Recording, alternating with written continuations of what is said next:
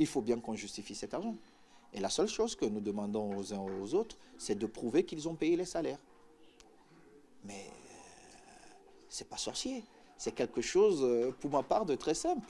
Parce que nous sommes passés, je crois, de 10 ou 12 millions qu'ils avaient à l'époque, et quand on payait encore à 48 millions de francs CFA, et c'est beaucoup d'argent pour la Fédération camerounaise de football, pour les équipes de l'élite One.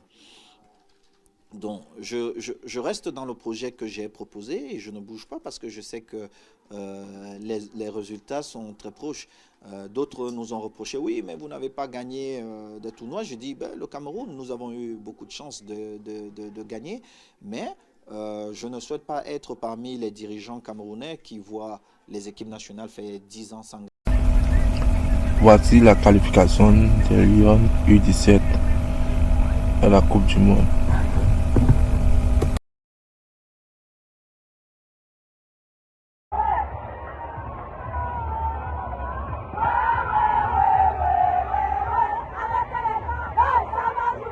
Coordonnateur d'école dans les 52 départements.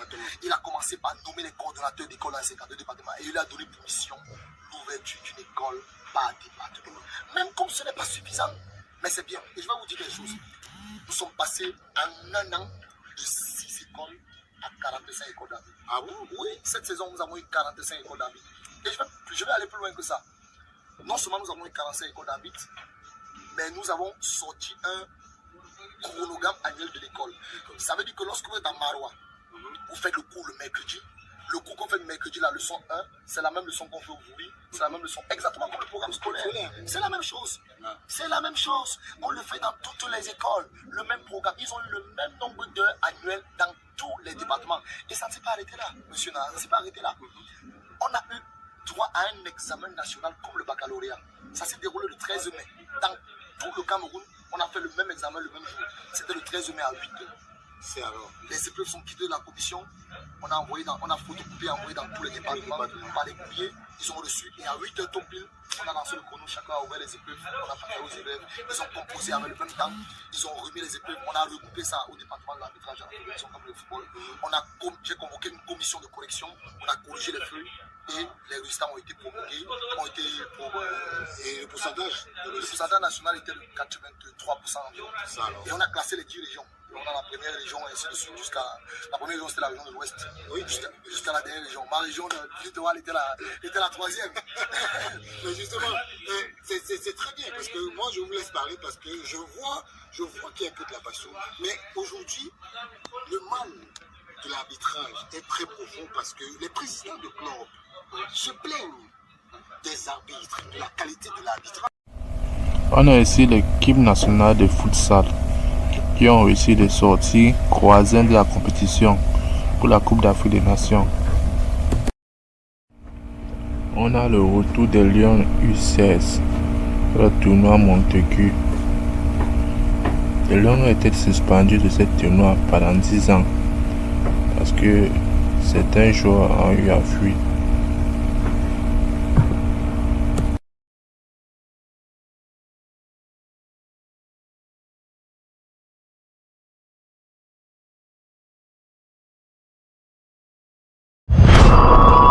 Des Lions U20 pour la Coupe du Monde 2024. C'est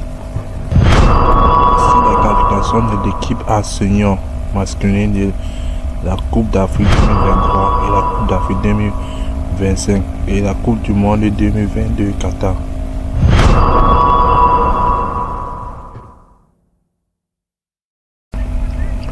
Voici la qualification des Lions U17 à la Coupe du Monde.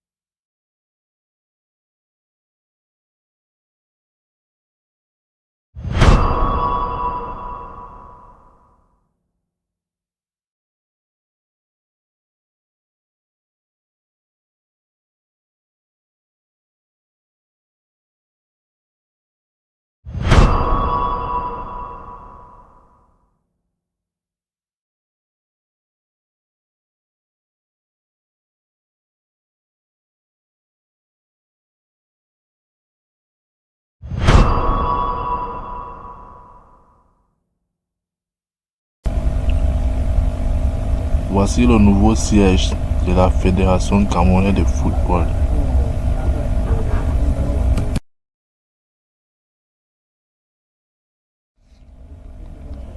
Petite visite du président de la FECAFOOT, M. Samuel Eto'o, pour voir l'avancement des travaux.